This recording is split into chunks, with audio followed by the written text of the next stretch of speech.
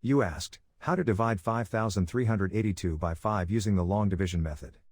5 divided by 5 equals 1. 1 times 5 equals 5. 5 minus 5 equals 0. Bring down 3, making 3. 3 divided by 5 equals 0. 0 times 5 equals 0. 3 minus 0 equals 3. Bring down 8, making 38. 38 divided by 5 equals 7. 7 times 5 equals 35. 38 minus 35 equals 3. Bring down 2, making 32. 32 divided by 5 equals 6. 6 times 5 equals 30. 32 minus 30 equals 2.